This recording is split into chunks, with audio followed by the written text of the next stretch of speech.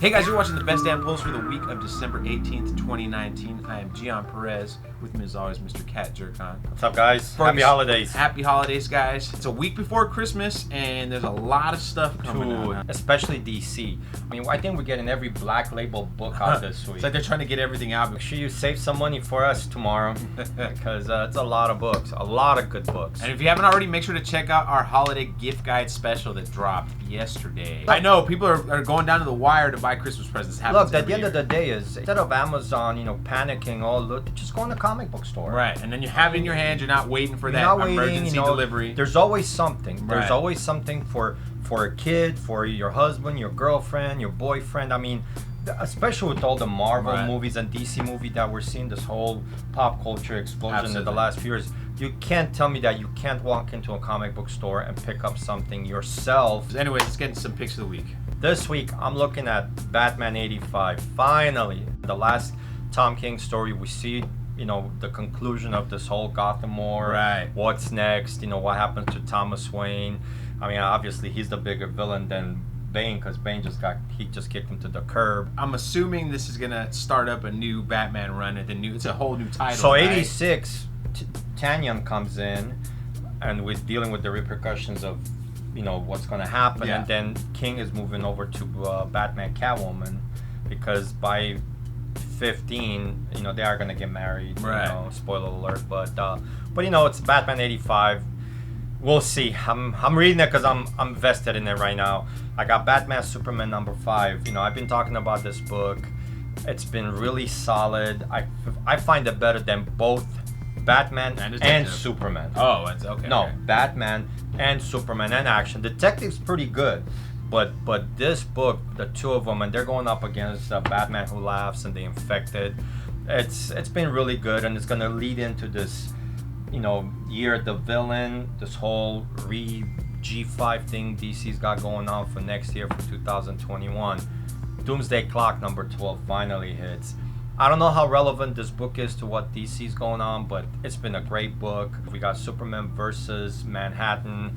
There's got to be some repercussion for the DC universe. Yeah. I don't know what, but we'll see. JLA 38.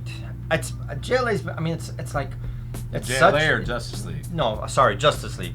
It's for being Justice League. In my opinion, the book has been very mediocre, but you got this end of this Doom War, Justice League, Doom War, and again, it's going to be a key book towards the year of the villain storyline that's starting. Hell Arisen. This is probably going to be the start of what's going to happen into 2020, leading into the big changes in 2021. So is that the Joker book? I thought it was a Joker book that comes out on Wednesday.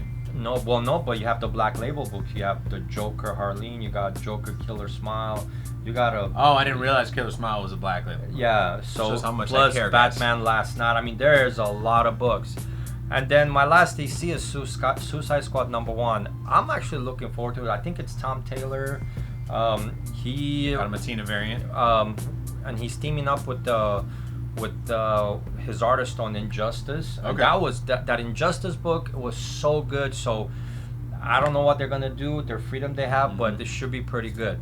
But this new Annihilation Scourge series has been pretty solid, and it's basically the villain behind it is Sentry, Marvel Superman. Right. The one shots, they've been really, really solid. You had Novel Barrier Bill, Fantastic Four, so they set it up for this Omega issue. I've been enjoying it. 5 X-Men books next week. Well, mutant books. You got Excalibur #4, Fallen Angels #4, Marauders #4, X-Force #4, and New Mutants #4. #1 seller last month, right? Dude, that was crazy. I was like, and I mean, I'm reading, and then they did the flip from your original New Mutants to a different the Ed Brisson story. I'm like, what is going on? I'm like, oh wait, it's not just New Mutants, it's New Mutants, period. And like I keep telling people, because people come into the shop talking, oh man, I can't read it, I'm confused. I go, look, you can't read it thinking you're reading X-Men books. Now you're reading mutant books, because they work into good or bad. There's no more evil mutants. There's no more X-Men versus Marauders or this or that. It's just mutants, period, against the world. So change the way you read it, and you'll probably change the perspective, and you'll probably go, oh, because that's what I did. I'm like, I mean, they're really, really good. You have Guardians number 12, Donny Cates' last issue, and pretty much everything he's been working on, I think, from Thanos Wins, Space Ghost Rider, everything, they're coming together on this Guardians 12. Something big should happen. We got King Thor number 1, Jason Aaron's last Thor issue, and that run's been insane. And you know, next month you got Donny Cates taking over Thor, so there's something going on there. You got Revenge of the Cosmic Ghost Rider by Dennis Hopeless. We'll see how that is, but there's a Donny Cates story in there, so it's worth picking up. I love Chip Zdarsky on Daredevil. I keep talking about this book. Man, issue after issue, this Daredevil book has been solid. Chip's been amazing on it, and if you're on the Chip train, pick up his Invaders. It's just as good as Daredevil. A lot of books. There's got to be some indies that I missed. There's a lot of indies. I mean, there's indies that I missed. I'm like, I'm gonna get racked on for keeping this too long. But yeah, a lot of. Make sure you guys hit this comic book store. Yeah, I know there's some Dark Horse stuff coming out with Jeff Lemire's. Yeah, there's a lot of stuff. Yeah, the Skull Rider Kid, Skull Kid, something, you know. Variants this week. I got 3 books for you. Batman 85. The cat said earlier, it's the last Tom King issue, so something big is probably going to happen in it, so it's always good to get that variant cover. It's normally a lower print run, but because it's Matina, it might be over-ordered versus the A cover, right? Then we have Conan, Serpent War number 2. This is an incentive ratio variant from Jung Gun Yoon. I like it a lot. Yeah, that's right. Is that Frazetta? Yeah, it looks like for those of you not familiar, there was an artist named Frank Frazetta from the 70s and 80s.